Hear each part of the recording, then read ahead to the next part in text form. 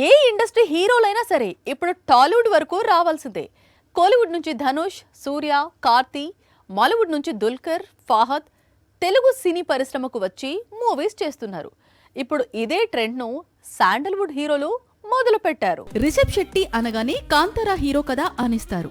అంతగా దేశమంతటా పాపులర్ అయిపోయాడు ఈ కన్నడ హీరో. ఈ ఏడాది కాంతారా 2తో 850 కోట్లకు పైగా కొల్లగొట్టి ఇండియాస్ బిగ్గెస్ట్ బ్లాక్ బస్టర్ అందుకున్నాడు రిషబ్. ప్రస్తుతం బాలీవుడ్ ను షేక్ చేస్తున్న ధురంధర్ కలెక్షన్స్ కాంతారా 2ను అధిగమిస్తుందా లేదా అన్నది చూడాల్సి ఉంది అంటున్నారు ట్రేడ్ పండితులు. కాంతారా 2 తర్వాత రిషబ్ టాలీవుడ్ వరకు వచ్చి హనుమాన్ సీక్వెల్ చేస్తున్న సంగతి తెలిసిందే.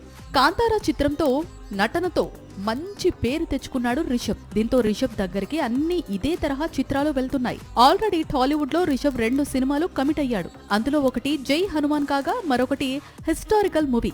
బకింగ్ చంద్ర చటర్జీ నవల ఆధారంగా అశ్విన్ గంగరాజు 1770 పేరుతో తెరకెక్కిస్తున్న చిత్రం. ఇప్పుడు వీటితో మరో తెలుగు చిత్రం చేయబోతున్నాడట.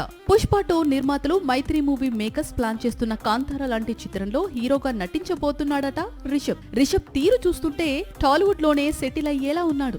అయితే బాలీవుడ్ లోనూ మెల్లిగా బిజీ అవుతున్నాడు రిషబ్. ఇప్పటికే ఛత్రపతి శివాజీ మహారాజ్ పాత్రలో నటించేందుకు డేట్స్ కేటాయించాడు. మరోవైపు లగాన్ డైరెక్టర్ తో కలిసి శ్రీకృష్ణ దేవరాయల బయోపిక్ లోనూ కనిపించబోతున్నాడని చాలా కాలంగా ప్రచారం సాగుతోంది. సాక్షి టీవీ ప్రసారాలను నిలిపివేయటం చట్టరీత్యా నేరం.